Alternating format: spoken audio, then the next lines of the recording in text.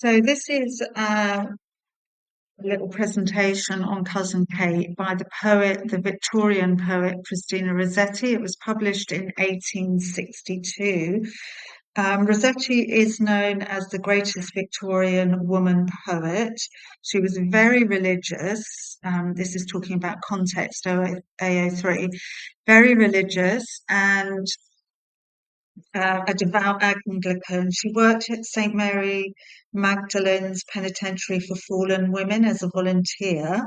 Fallen women were Victorian women that lost social standing for having sex outside of marriage, so they were considered corrupt and outsiders.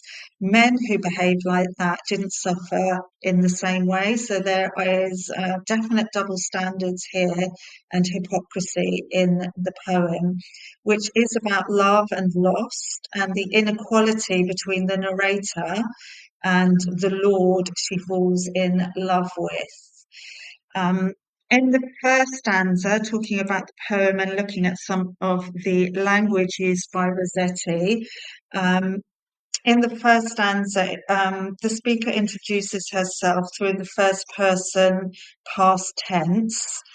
And she uses colour imagery when she describes her fair complexion and flaxen hair, which are light coloured. So this has the connotations of purity and innocence, which creates sympathy for the reader.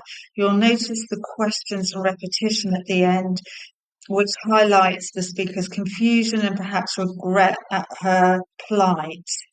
In the second stanza, it describes how the Lord corrupted the speaker's innocence.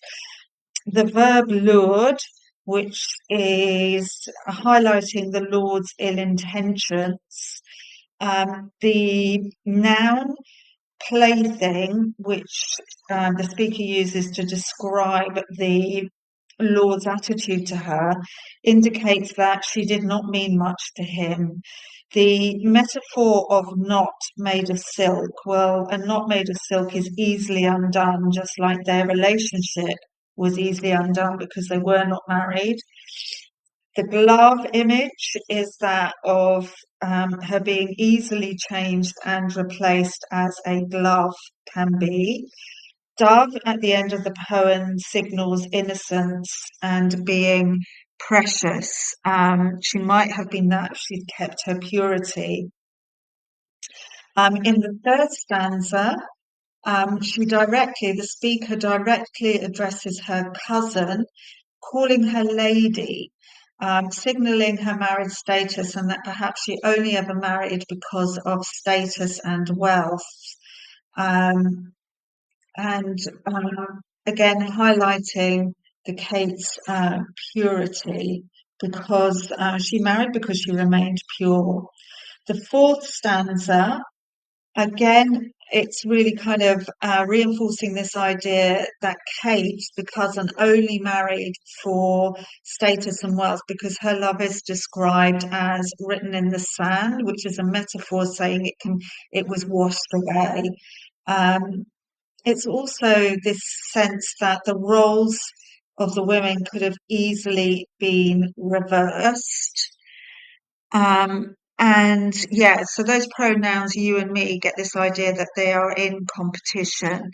The fifth stanza, the word bound or the verb bound indicates the idea of ownership and control in marriage.